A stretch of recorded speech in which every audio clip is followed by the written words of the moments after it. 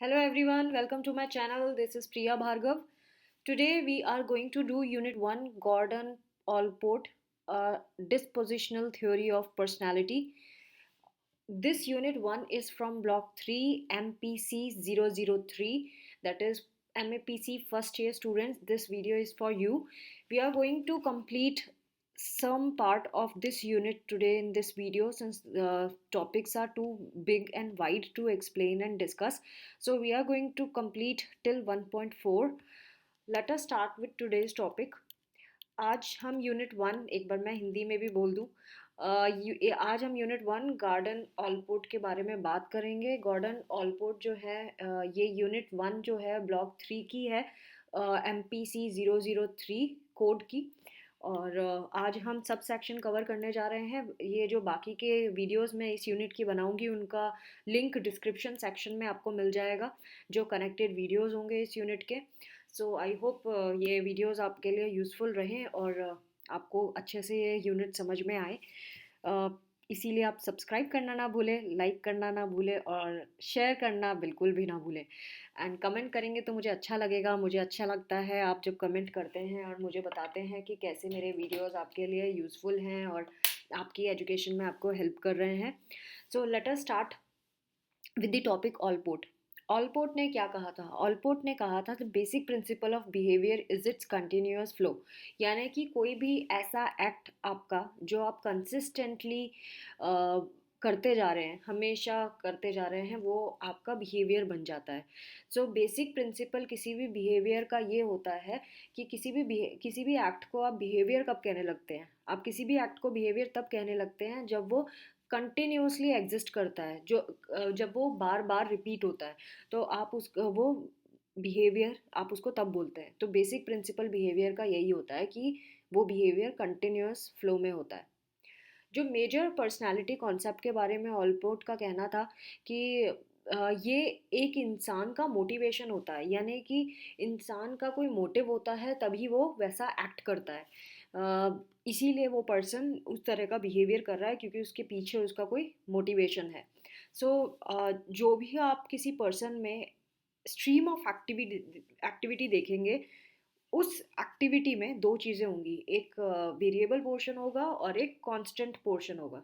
किसी भी एक्टिविटी में कोई इंसान कोई काम कर रहा है तो उसमें दो चीज़ें होंगी, एक वेरिएबल पोर्शन होगा और एक कांस्टेंट पोर्शन होगा।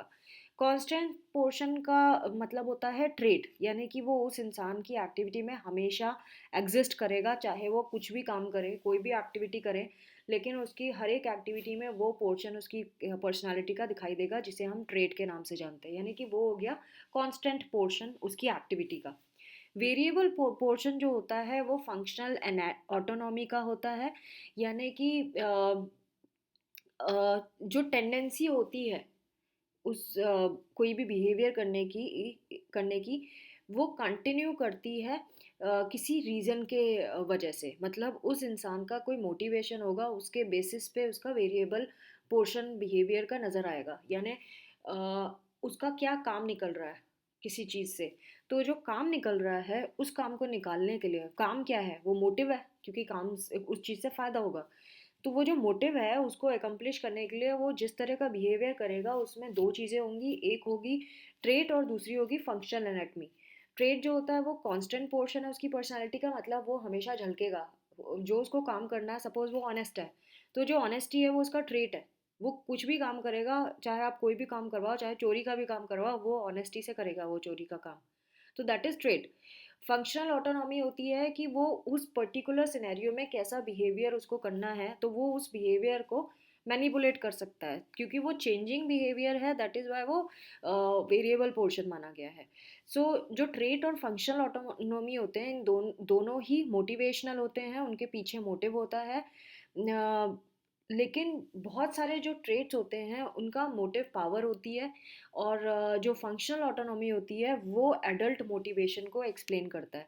अब ये जो लास्ट की चीज़ें हैं वो आप आगे फ्यूचर में जो वीडियोस आएंगे उसमें समझ पाएंगे क्या बोला जा रहा है, क्योंकि इससे ज़्यादा डिफ़िकल्ट चीज़ें आपके लिए यहाँ पे हैं। So let us start with this. यहाँ जहाँ भी आप पिंक हाईलाइट देख रहे हैं, यानी कि ये एग्ज़ाम पॉइंट ऑफ व्यू से इंपॉर्टेंट है और प्रीवियसली ये एग्ज़ाम में आ चुका है। तो डेफिनेशन ऑफ पर्सनैलिटी के बारे में बताया है ऑलपोर्ट ने, जो 1937 में दी थी। 1937 में ऑलपोर्ट ने कहा था कि personality is the dynamic organisation. Personality एक डायनामिक ऑर्गेनाइजेशन, डायनामिक मतलब जो चेंज होता है, जो कांस्टेंट नहीं है वो डायनामिक होता है।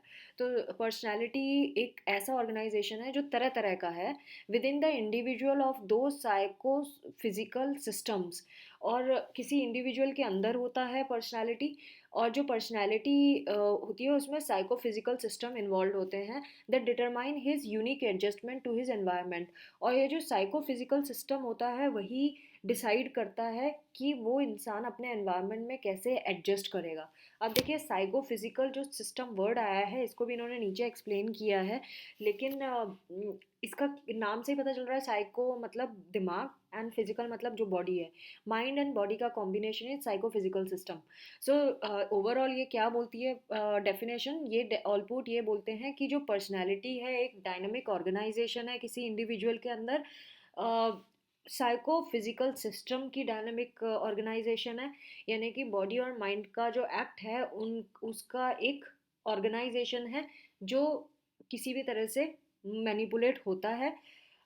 मैनिपुलेट होता है इन द सेंस सिस्टम बाहर के एनवायरनमेंट के अकॉर्डिंगली वो एडजस्ट करता है अपने आप को। और यूनिक एडजस्टमेंट होता है उसका, हर एक इंसान का बिहेवियर अलग अलग होता है, उसके बेसिस पे उन्होंने बोला है कि यूनिक एडजस्टमेंट होता है अपने एनवायरनमेंट के साथ। नाउ ये डायनामिक ऑर्गेनाइजेशन और साइकोफिजिकल सिस्टम के को इन्होंने नीचे भी डिफाइन किया है कि इससे क्या मतलब है।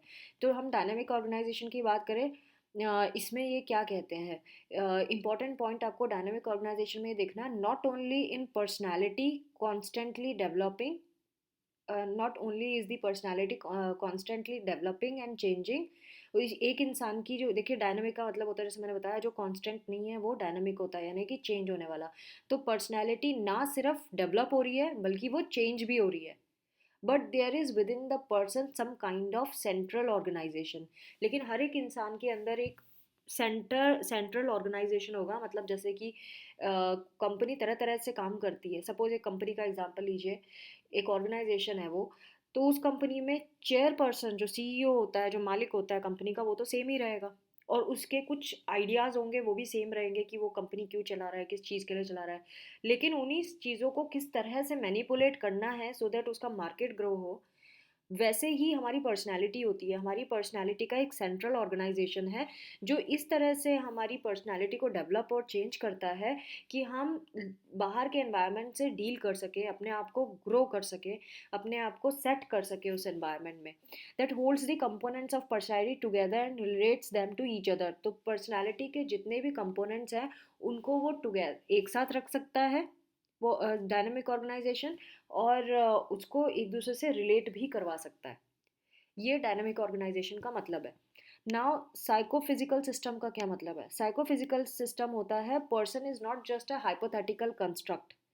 एक कोई इंसान है ये एक मनगढ़ंत, हाइपोथेटिकल मतलब मनगढ़ंत जो सच नहीं है, तो हाइपोथेटिकल कंस्ट्रक्ट नहीं है, एक इंसान है वो जो बना हुआ है, form by the observer but a real phenomena composed of mind and body. जैसे कि मैंने बताया था साइको मतलब माइंड एंड फिजिकल मतलब body.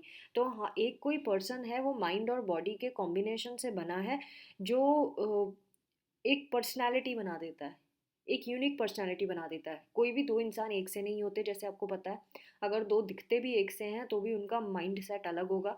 So that what he meant. Characteristics के बारे में भी इन्होंने अपनी डेफिनेशन में बताया था। कैरेक्टरिस्टिक्स का मतलब होता है यूनिक, कि हर एक सिंगल पर्सन की यूनिकनेस को कैरेक्टरिस्टिक के नाम से उन्होंने बताया। बिहेवियर और थॉट के बारे में बताया गया है कि जो भी इंसान कर रहा है वो उसके थॉट और बिहेवियर है। ऑलपोर्ट ने कैरेक्टर और टेम्परामेंट के बीच में भी डिस्टिंक्शन किया है कि कैरेक्टर और टेम्परामेंट कैसे दो चीज़ें अलग अलग हैं। जैसे कैरेक्टर की बात करें तो कैरेक्टर का मतलब होता है कुछ कोड ऑफ बिहेवियर होगा किसी इंसान के अंदर कि किस तरह से वो इवेलुएट करते हैं अपने एक्ट को, इस तरह से। और एग्जाम्पल है जैसे कि किसी पर्सन का बैड करेक्टर होता है, किसी का गुड करेक्टर होता है, तो ये एक हमारा जो कैरेक्टर है इन सारी चीज़ों से बना होता है, किस तरह से हम एक्ट करते हैं और किस तरह से हम अपने आप को इवेलुएट करते हैं। सपोज मैं अब जैसे अपना कल्चर है, इंडियन कल्चर में कुछ ऐसी लिमिटेशंस हैं जो अलाउ नहीं होती गर्ल्स को या विमेन को। सो दैट इज़, अगर वो विमेन उसके अकॉर्डिंगली चलती है तो गुड कैरेक्टर मानी जाएगी, उसके अगेंस्ट चलती है तो बैड कैरेक्टर मानी जाएगी। तो इस तरह से हमारी कल्चर ने कुछ डिस्टिंक्शंस किए हैं। मैं I am just giving an example, you need not to जज me on that basis. I am not aware what I should say to explain you what character is. You must be knowing that's a common term which we have been using for several time. Now coming to temperament, temperament का मतलब होता है कि हम ये biological and physiological determinant है, और ये हमारे डिस्पोजिशन से क्लोजली लिंक्ड है। डिस्पोजिशन से मतलब कि इस जो हमारा टेम्परामेंट है वो डिपेंड करेगा कि हम किसी पर्टिकुलर सिचुएशन में किस तरह से एक्ट करते हैं। हम क्या एग्रेसिवली रिएक्ट करते हैं किसी सिचुएशन को, या हम कामली रिएक्ट करते हैं। तो ये चीज़ें किस पे डिपेंड करती है? ये चीज़ें डिपेंड करती हैं हमारी इंटेलिजेंस, हमारी हेरिडिटी में डिपेंड करती है। हमारी हेरिडिटी बहुत इंपॉर्टेंट रोल प्ले करती है। हमारी फिज़ीक कैसी है वो रोल प्ले करती है। और ये जो हमारा जो हेरिडिटी है ये तो रॉ मटेरियल है हमारी टेम्परामेंट का। यानी हमारे जीन्स में जैसा कुछ आया है हम उसी तरह से रिएक्ट करते हैं, हमारा टेम्परामेंट उसी तरह का होता है। इसके अलावा हमारी इंटेलिजेंस, फिजिक भी बहुत इंपॉर्टेंट रोल प्ले करती है हमारी पर्सनैलिटी पे, ऐसा ऑलपोर्ट ने कहा है। Now coming to concept of trait and personal dispositions, ये भी अगेन इम्पॉर्टेंट टॉपिक है since it has got pink highlighting.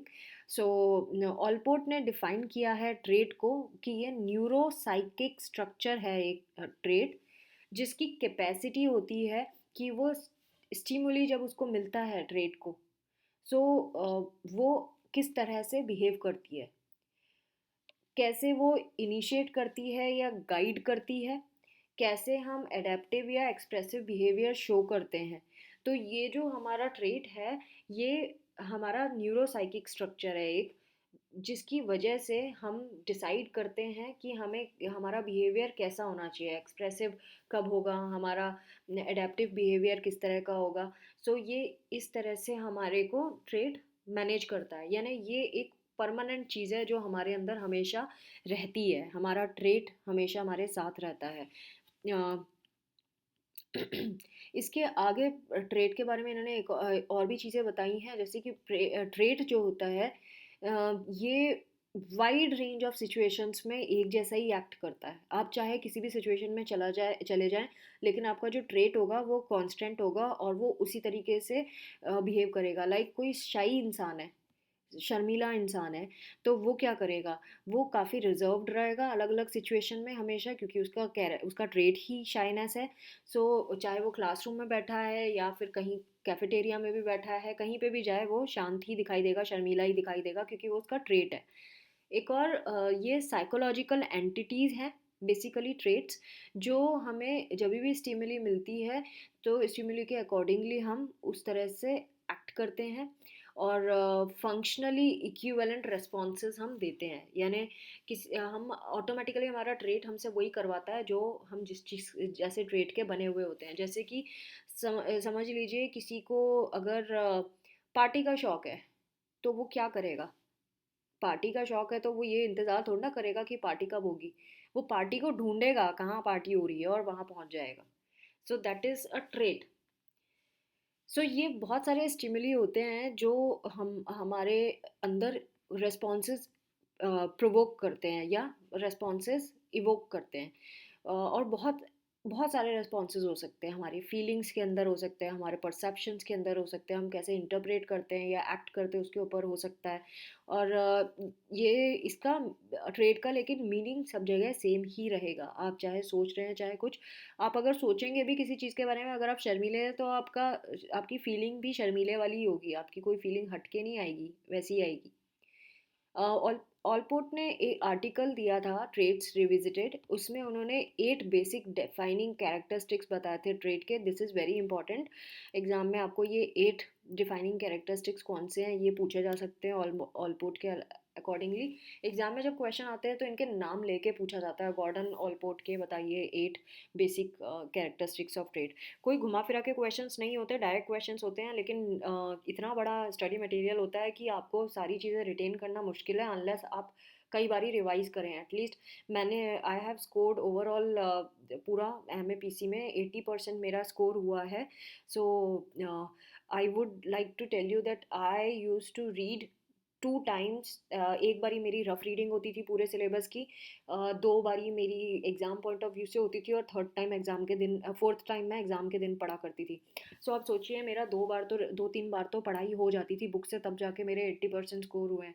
सो आप सोचिए कितना हार्ड वर्क लगता है अगर आपको अच्छा स्कोर करना है। सो एक एक टॉपिक को आपको अच्छे से समझना होगा, यानी अगर आप 4 बार नहीं पढ़ते तो आप समझिए आप 80 स्कोर नहीं कर सकते हैं। सो मैं आपको ये बता रही हूँ अपने पर्सनल एक्सपीरियंसेस से कि मेरा कितना हार्ड वर्क गया है। बाकी मेरा मेंटल लेवल, आप मैं क्लासेस लेती हूँ तो आपको पता ही होगा मेरा मेंटल लेवल किस, इंटेलिजेंस किस लेवल की होगी। सो उस हिसाब से आप सोच लीजिए, आपकी इंटेलिजेंस के हिसाब से आप 2 बार पढ़ के काम चला लें तो बहुत अच्छी बात है। So let us start with the 8 basic defining characteristics of trait. First trait is a trait has more than nominal existence. एक कोई ऐसे मामूली सी एग्जिस्टेंस नहीं होगी किसी भी ट्रेट की। अगर ट्रेट है, पर्सनालिटी ट्रेट है, तो बहुत रियल ट्रेट होगा वो, और बहुत वाइटल पार्ट होगा किसी भी इंसान के अंदर। तो जनरलाइज्ड एक्शन टेंडेंसीज होती है इसकी। जैसे क्या क्या ट्रेट है? एग्रेसिवनेस, मतलब जो जिसका ट्रेट एग्रेसिवनेस का है वो हर छोटी बात पे उसको एग्रेशन होगा। अगर किसी का ऑनेस्टी का तो मैं बता ही चुकी हूँ एग्जांपल इस तरह से। तो ये जो पर्सनल कैरेक्टरिस्टिक्स होती हैं वो बहुत रियल होंगी ट्रेट की, और एग्जिस्ट करेंगी रियल में किसी इंसान के अंदर। एक पर्सन जो हमेशा सच बोलता है तो वो तभी भी सच बोलेगा जब उसका दोस्त खतरे में है, क्योंकि वो उसका ट्रेट है, वो कुछ नहीं कर सकता। जैसे राजा हरीश चंद्र की कहानी आपने सुनी थी, वो उनका ट्रेट था सच बोलना, तो कितने पापड़ बेलने पड़े थे उनको। सो ये वही वाली चीज़ है। सेकेंड पॉइंट वो बताते हैं, हमें 8 पॉइंट तक जाना है, तो सेकेंड पॉइंट है trait is more generalised than a habit. Habit से ज़्यादा जनरल होता है ये ट्रेट, मतलब कि ट्रेट आपको हर बिहेवियर में नज़र आएगा। हैबिट ऐसी नहीं होती, यानी कि आपने ब्रश करने की आपकी सुबह उठ के हैबिट है, ये थोड़ा ना कि आप ब्रश लेके हर जगह घूमते रहोगे, हर एक्शन में आप ब्रश के बारे में ही बात करोगे, ऐसा नहीं है ना। तो लेकिन जो ट्रेट है वो परमानेंट होता है और बहुत जनरल फीचर है अपने बिहेवियर का। सो ये बहुत इसकी स्पेसिफिक टेंडेंसीज होती हैं। हैबिट जो होती है उसकी स्पेसिफिक टेंडेंसी होती है, और ये बहुत लेस जनरलाइज्ड होता है। हमसे पूछा जा सकता है क्वेश्चन कि how trait is different from habit, तो आपको पता होना चाहिए हैबिट जो होती है वो स्पेसिफिक टेंडेंसी होती है, मतलब एक स्पेसिफिक काम करने की, और ये जनरलाइज नहीं होती, लेस जनरलाइज्ड होती है। सिचुएशन पे डिपेंड करता है, जब तक कि ये अराउज हो सकती है, और इवोक करने पर हम रिस्पॉन्ड भी करते हैं अगर हैबिट है। जैसे अगर किसी बच्चे को दिन में 2 बार ब्रश करने की आदत है, या ब्रश करता है बच्चा, तो वो उसकी हैबिट है। और धीरे धीरे बच्चे को हम सिखाते हैं कि वो बालों को, हेयर कॉम्बिंग करेगा, देन वॉश करेगा, कपड़े आयरन भी करेगा, रूम को क्लीन करेगा, और बहुत सारी ऐसी एक्टिविटीज़ करने करेगा। तो ये एक लर्नेड बिहेवियर है जो टाइम के साथ उसने सीखा है। हैबिट इज़ लाइक दैट, है ना। और ये कोई ऐसा नहीं होगा कि ये उसका क्लीनलीनेस जो है, एक पर्सनल क्लीनलीनेस, ये उसका ट्रेट बन जाएगा धीरे धीरे। कि ये जितनी भी उसकी जो हैबिट्स हैं, ये जब इकट्ठी हो जाएंगी, मतलब हैबिट किसकी, सारी चीज़ें साफ रखने की, तो ये इन सारी चीज़ों को जिनके बारे में मैंने बताया, ये इनमें कॉमन चीज़ क्या थी, क्लीनलीनेस। तो ये उसका ट्रेट का एक पर्सनल क्लीनलीनेस उसका ट्रेट बन जाएगा। तो बहुत सारी हैबिट्स को मिला के एक ट्रेट बन जाता है। नाउ थर्ड पॉइंट है, अ ट्रेट इज डायनामिक और at least determinative in behaviour. Trait जो ऐसा है जो हमें उसके हर एक बिहेवियर में नज़र आएगा। ये डोरमेंट नहीं रहता ट्रेट कभी भी, मतलब कि कहीं छुपा हुआ नहीं होगा, ट्रेट आपको दिखाई देगा। और इसको कुछ अराउज़ करने की भी ज़रूरत नहीं होती ट्रेड को कि अरे हाँ, ये ऐसी सर्कमस्टेंसेस आएगी तभी इसके अंदर वो आत्मा जागृत होगी ट्रेड की और वो काम करेगी, नहीं। वो हमेशा, चाहे आप उससे कुछ अराउज़ करें ना करें, वो हर एक एक्टिविटी में वो ट्रेड दिखाई देगा। जैसे कि किसी को सफाई सफाई से रहने की आदत है, तो देखो वो ऑफिस भी जाएगा तो सबसे पहले अपनी टेबल, किसी कपड़ा घर से ही लाएगा डस्टिंग का, अपनी टेबल साफ़ करेगा, फिर जाके बैठेगा, चेयर साफ़ करेगा, फिर बैठेगा, अपने हाथ क्लीन करेगा बार बार। तो ये बार बार इन द सेंस वो ओसीडी वाला क्लीनलीनेस नहीं, लेकिन हाँ, जब उसे लगेगा कि हाथ गंदे हो गए तो वो क्लीन करेगा, क्योंकि उसको ये ट्रेट है उसका।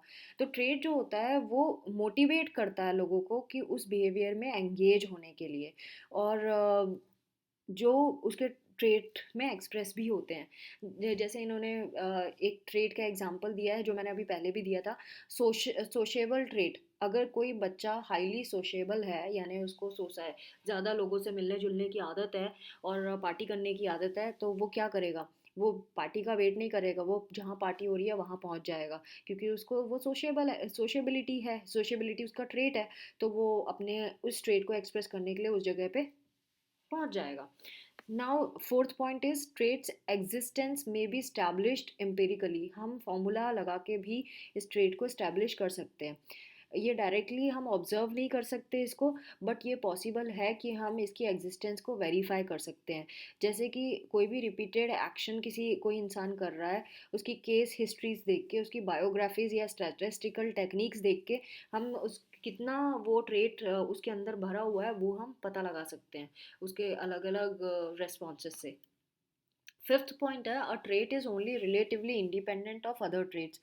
एक जो ट्रेट होता है वो दूसरे ट्रेट से वो सिर्फ रिलेटिवली इंडिपेंडेंट है, मतलब दो ट्रेट ओवरलैप भी करते हैं, कोई भी ट्रेट इंडिपेंडेंट एग्जिस्ट नहीं करता। तो अगर दो ट्रेड्स में ओवरलैपिंग है, सो हमें सरप्राइज नहीं होना है, वो ऐसा होता है। और कोई रिजिड बाउंड्रीज नहीं होती किसी भी पर्टिकुलर ट्रेड के ऊपर। पर्सनालिटी जो है वो बहुत सारे ट्रेड्स का ओवरलैपिंग है, नेटवर्क है पूरा, और ये इंडिपेंडेंट इसीलिए सिर्फ रिलेटिवली इंडिपेंडेंट है एक दूसरे से, लेकिन कम्प्लीटली इंडिपेंडेंट नहीं है। Sixth pointer, trait is not synonymous with moral and social judgement. आप ट्रेट को मोरल और सोशल जजमेंट से सिनोनिमस नहीं कर सकते, मतलब रिप्लेस नहीं कर सकते। मॉरल का मतलब ट्रेट नहीं होता, सोशल जजमेंट का मतलब भी ट्रेट नहीं होता। ये दोनों तीनों चीज़ें अलग अलग हैं। तो पर्सनालिटी बहुत इंपॉर्टेंट है, कैरेक्टर इंपॉर्टेंट नहीं है। ये कैरेक्टर की बात है, जब मॉरल एंड सोशल जजमेंट की बात आती है तो ये कैरेक्टर पे जाती है, जबकि ट्रेट ये पर्सनालिटी का पार्ट है। तो ट्रेट जैसे कि ग्रीड, लॉयल्टी, ये सब ट्रेट हो गए। ये सोशल डिमांड्स में आती हैं, क्या कर सकते हैं। सोशो कल्चरल फैक्टर्स में भी आती हैं, तो क्या कर सकते हैं, लेकिन ये है पर्सनालिटी का part. It is not all because society ने डिमांड किया है इसीलिए ये वैसा है। सेवेंथ है, अ trait may be viewed in light of either the personality that contains it or its distribution in the population at large. हम ट्रेड को इस तरह से भी देख सकते हैं कि ये पर्सनालिटी है किसी की, या हम ऐसे भी देख सकते हैं कि ये एक बड़ी पर्सनालिटी में डिस्ट्रीब्यूटेड भी हो सकता है ट्रेड। जैसे कि हमने एक शाइनेस का एग्जांपल लिया था, जो यूनिक एंड यूनिवर्सल एस्पेक्ट है ना। बहुत सारे लोग आपको दुनिया में मिल जाएंगे जो बहुत शाई होते हैं, और एक किसी एक पर्टिकुलर इंसान में भी एक यूनिक ट्रेट ही है ये। तो ये जो यूनिक है, क्योंकि ये यूनिक क्यों है किसी पर्सन में, बिकॉज उसकी लाइफ को वो इन्फ्लुएंस करता है ना। कोई ट्रेट क्या होता है, ट्रेट वो चीज़ है जो आपकी लाइफ को इम्पैक्ट करती है, आपके पर्सनालिटी का वो पार्ट है जो इम्पैक्ट करता है आपकी पर्सनालिटी को कैसे भी करके। तो अगर कोई शाई है तो वो उसकी पर्सन की लाइफ को भी इन्फ्लुएंस कर रहा है। अगर ट्रेड यूनिवर्सली स्टडी किया जाए यही वाला, और हम देखें कि तो ये शाइनेस स्केल में हम इसको वैलिडेट भी कर सकते हैं। हम रिलायबिलिटी एंड वैलिडिटी दोनों ही शाइनेस स्केल में चेक कर सकते हैं।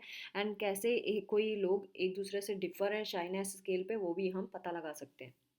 सो ये पॉपुलेशन में भी होता है और एक इंडिविजुअल में भी मिलता है।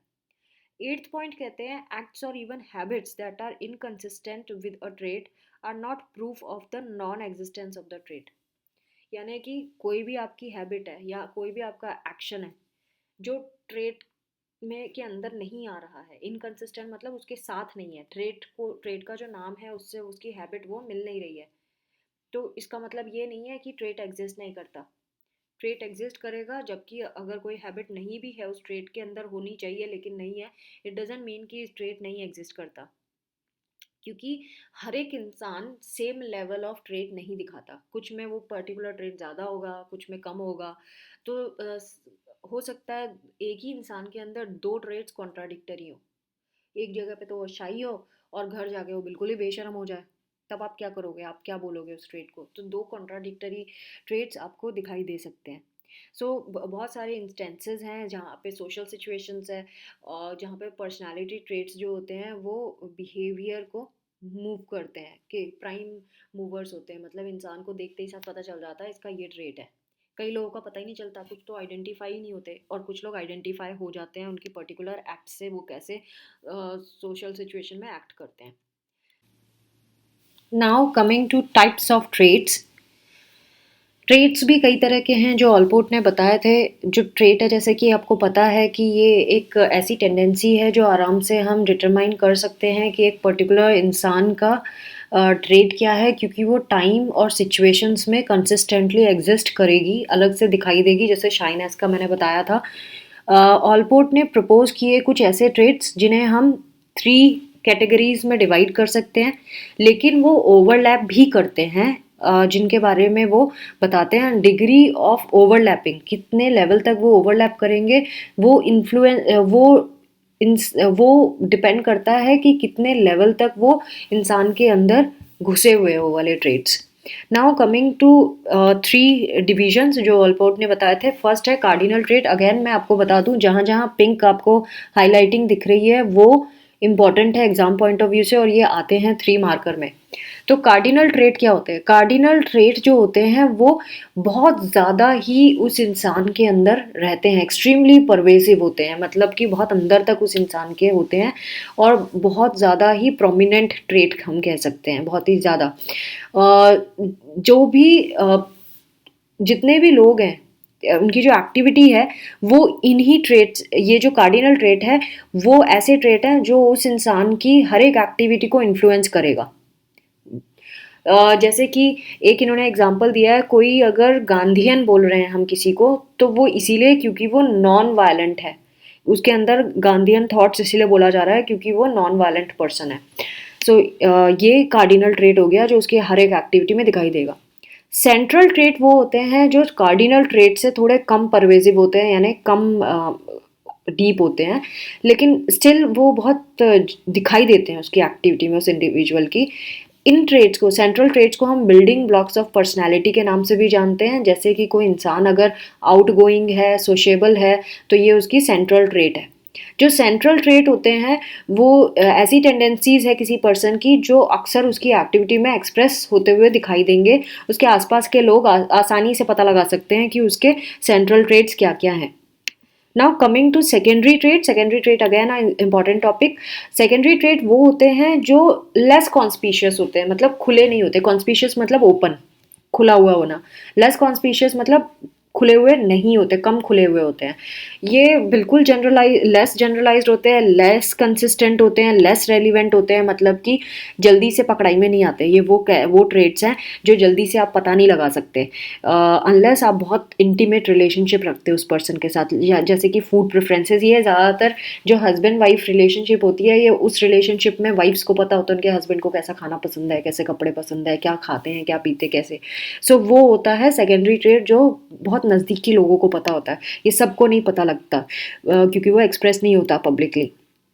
Now common traits versus individual trait क्या होता है ये भी उन्होंने बताया। ऑलपोर्ट ने ये डिफ्रेंशिएट किया था 1937 में।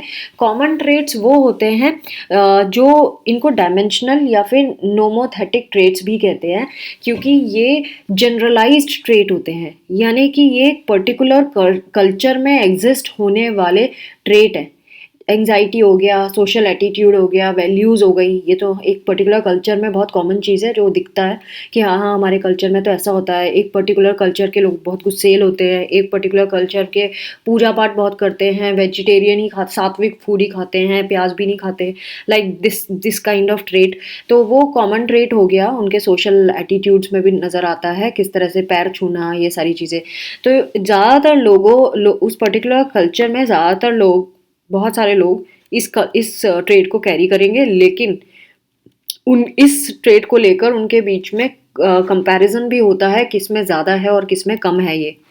सो दो लोगों में लेकिन कभी भी एग्जैक्टली सेम तरीके का ट्रेट नहीं होगा, कईयों में ज़्यादा होगा, कईयों में कम होगा। नाउ अगर हम इंडिविजुअल ट्रेट की बात करें तो इंडिविजुअल ट्रेट नाम से ही पता चल रहा है। इंडिविजुअल ट्रेट मतलब एक पिक्यूलियर कैरेक्टरिस्टिक्स जो किसी एक इंसान में होगी, और ये दूसरे इंसान से कंपेयर आप नहीं कर सकते, क्योंकि वो दूसरे इंसान में हो सकता है मिले ही ना, या मिले तो बहुत कम क्वांटिटी में मिले। तो जो पर्सनल मॉर्फोलॉजिकल, इसको है ना पर्सनल डिस्पोजिशन के नाम से भी जानते हैं इंडिविजुअल ट्रेट को, और मॉर्फोलॉजिकल ट्रेट के नाम से भी जानते हैं। तो ये जो ट्रेट्स होते हैं ये एक यूनिक वे में ऑपरेट करते हैं हर एक उस इंसान के अंदर, और ये कैटेगरी उन ट्रेट्स की है जो पिन पॉइंट कर सकते हैं उस इंडिविजुअल की पर्सनैलिटी के ऊपर, मतलब उस इंडिविजुअल की पर्सनैलिटी में बिल्कुल पिक्यूलियरली दिखाई देंगे, जो कार्डिनल ट्रेट है वैसे ही। जैसे इसीलिए ऑलपोर्ट ने बोला था ये ओवरलैपिंग है, क्योंकि इंडिविजुअल को भी मतलब वही समझ में आ रहा है जो कार्डिनल का होता है। कार्डिनल, सेंट्रल और सेकेंडरी, ये तीनों हर एक इंसान के अंदर होते हैं। पर इंडिविजुअल ट्रेट की जो बात कर रहे हैं वो एक इंडिविजुअल के अंदर होता है, अगेन एक ही इंसान के अंदर है, तो that is why it is overlapping. So इसमें वो इतने, ये जो ट्रेट होते हैं इतने एक्यूरेट होते हैं कि उनकी पर्सनालिटी स्ट्रक्चर को वो पिन पॉइंट करते हैं वो वाले ट्रेट, एंड ये उनकी लाइफ के पे अंदर एक फोकस का काम करते हैं। सो ट्रू पर्सनैलिटी सरफेसेस तभी सामने आती है जब इंडिविजुअल का जो ट्रेट है उसको एग्जामिन। अगर आपको किसी इंसान की पर्सनालिटी के बारे में जानना है तो आपको उसके इंडिविजुअल ट्रेट्स को ही पकड़ना पड़ेगा। आपको उसके इंडिविजुअल ट्रेट जब तक आपको नहीं पता, आप उस इंसान की ट्रू पर्सनालिटी नहीं पता लगा सकते। सो ये ऐसी लेकिन हमें पता कैसे चलेगा उसकी ट्रू पर्सनैलिटी और इंडिविजुअल ट्रेट्स कैसे पता चलेंगे? हमें पता चलेंगे जब हम उस इंसान की केस हिस्ट्री करेंगे, पढ़ेंगे, या उसकी डायरी पढ़ लेंगे, या उसके लेटर्स पढ़ लेंगे, या उसके कुछ डॉक्यूमेंट्स पढ़ लेंगे, तब जाके हमें पता चलेगा उस इंडिविजुअल की ट्रेट कैसा है। उससे पहले तक हमें पता नहीं चलेगा। So friends, this was all about today's video, जो हमने फर्स्ट सेक्शन इस यूनिट 3 का कवर किया है, MPC 003 का। I hope my videos are useful to you. So if it is so, then do not forget to like, subscribe and share my videos with rest of the students. Thanks for watching. Take care of yourself. Bye bye.